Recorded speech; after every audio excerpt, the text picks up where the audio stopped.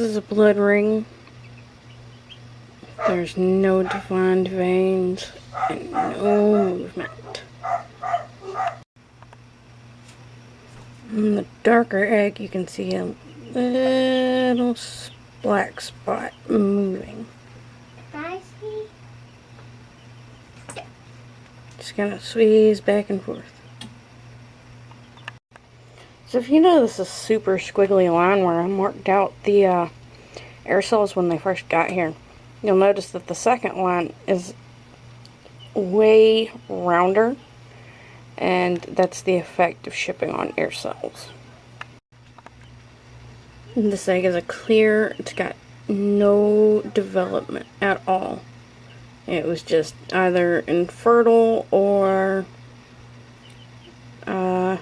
the shipping was just too much on it.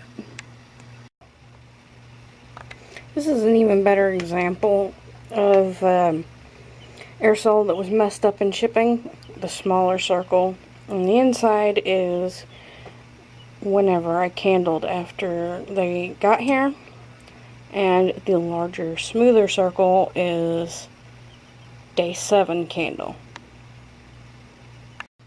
This is a much clearer blood ring.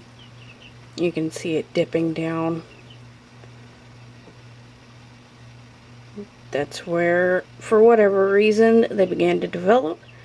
And so they had blood, began to develop the veins, and for whatever reason they died, and the blood kind of seeps out into a ring.